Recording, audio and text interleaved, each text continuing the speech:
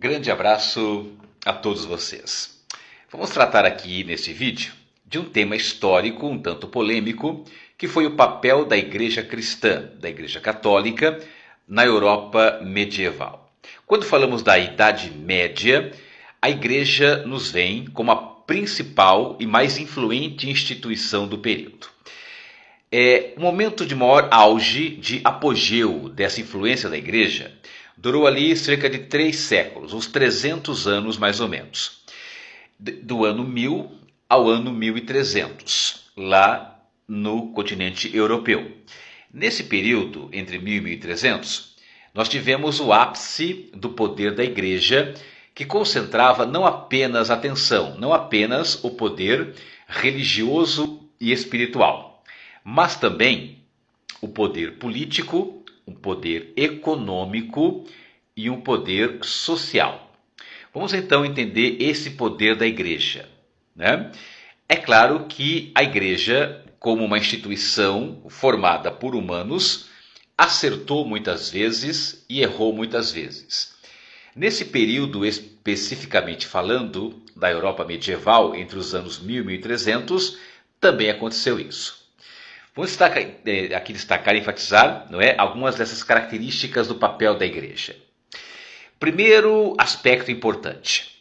A Igreja cristã na Europa medieval procurava homogeneizar ou uniformizar o pensamento e o comportamento do homem europeu, de acordo, claro, com a sua doutrina, com os seus dogmas, com os seus ensinamentos.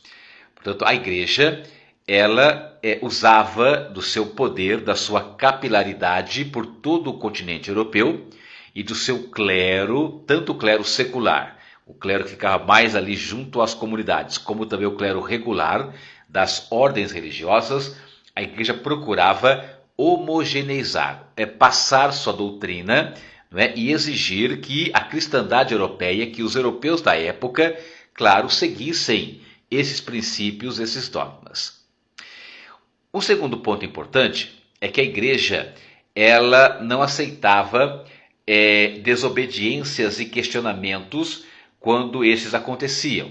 Quando acontecia de uma pessoa ou um movimento, um grupo dentro da própria Igreja contestar algum dogma ou princípio católico, esse movimento era considerado uma heresia, um movimento herético, formado por pessoas hereges. Herege é a pessoa que questiona um ponto da fé, não é? É uma pessoa daquela religião, daquela igreja, que questiona um aspecto doutrinal da fé, né, da qual ela participa.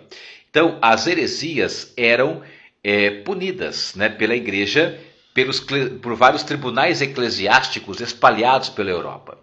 E a Igreja, obviamente, tinha toda uma justificativa teológica para sentenciar os chamados hereges, aqueles que pensavam diferente dela.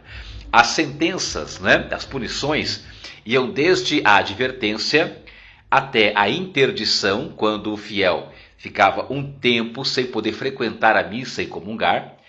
Também tinha a excomunhão, que era a expulsão da igreja, das práticas da igreja, uma espécie de morte espiritual do fiel.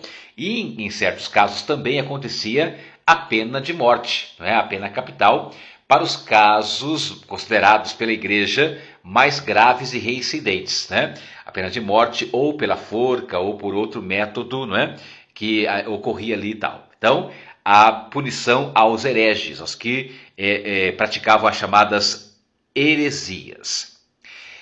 Um outro aspecto importante é que a Igreja, durante a Europa medieval, não só entre os anos 1000 e 1300, mas também antes disso e depois, né? Mas especialmente nesse momento que é o ápice da influência da Igreja, né? Entre os anos 1000 e 1300, a Igreja também tinha uma função de controlar as guerras. O Papa procurava negociações, caminhos diplomáticos para evitar que as guerras ocorressem ou para ajudar que elas fossem cessadas. Fosse assinado, né, um cessar-fogo entre as partes beligerantes. Então, o controle das guerras desse espírito bélico do homem europeu, também foi um papel da igreja na Idade Média. Um outro ponto que eu gostaria de ressaltar com vocês era a assistência social.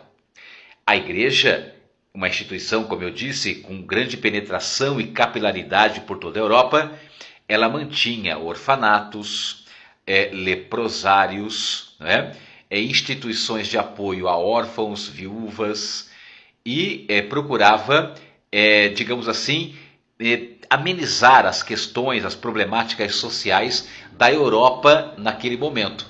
Não é? Então, repare que em história nunca vale interpretações radicalizadas. Sempre é importante, quando nós estudamos um fato histórico, num determinado tempo histórico, num espaço delimitado, que nós possamos entender os dois lados da questão. Não é?